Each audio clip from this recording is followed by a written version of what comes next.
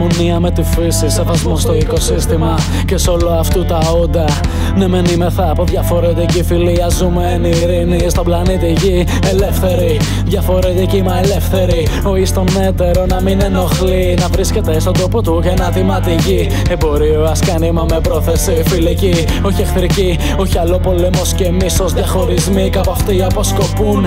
Κάποιοι ρίχνουν μες στη φωτιά φύλλα ξερά, να διατηρηθεί η όποια κατάσταση. Τόσες χιλιάδες χρόνια μια εποχή, επηρεασμένοι από αυτήν γίναμε αυτοί. Μα τώρα πέρασε ο καιρός, κοιτώ Ανατολή και βλέπω να ανατελεί μια νέα εποχή. Βρισκόμενοι στη μετάβαση, κάποιοι χαθήκαν διότι τον εαυτό τους δεν εγνώριζαν, κάπου αλλού πήγαν. Βρισκόμενοι στη μετάβαση, κάποιοι το δρόμο βρήκαν. Πάνω σε βουνό βρισκόμαστε, είμαστε μόνοι. Όλοι μαζί μια κοινωνία απ' την αρχή. Οι νόμοι πρωτίστως θα αφορούν την ηθική, τη συμπεριφορά του ανθρώπου μες στην κοινωνία, μα και ευρύτερα στον πλανήτη Γη. Πώς θα του φερθεί.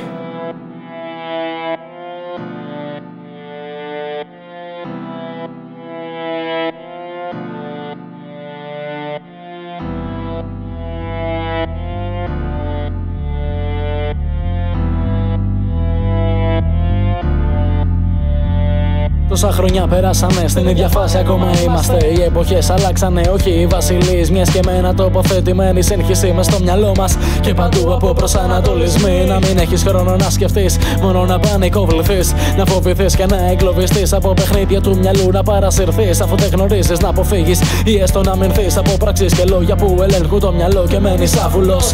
Βασικά συνείδητα δασκαλεμένος, επηρεασμένος υποσυνείδητα μέσα από κηρύγματα όπου συνείδητα στα φανερά λαμβάνουν μέρος, ώστε από αυτά και εσύ να μολυνθείς. Να εισβάλλουν στο μυαλό λόγια και υποσχέσεις, ως σαν ανίδεος που είσαι φίλε εν τέλει θα ενδώσεις. Διότι δεν ήξερες πίσω από αυτά τι κρύβεται.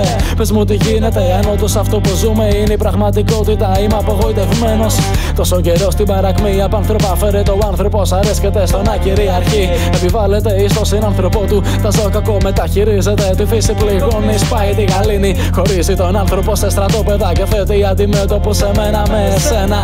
Θα έρθει η μέρα όπου θα ζούμε ελεύθεροι από διαφορετικές φυλές, μα όλοι ενωμένοι. Κανένας θα φθονεί, μονάχα θα αγαπεί. Θα σέβεται το κάθε τι και θα το εκτιμά. Όμως για να γίνει αυτό χρειάζεται κι εσύ, κι εσύ να βοηθήσεις την κατάσταση. Σκέψου όρημα και πράξε σοφά, το σύνολο επηρέασε θετικά.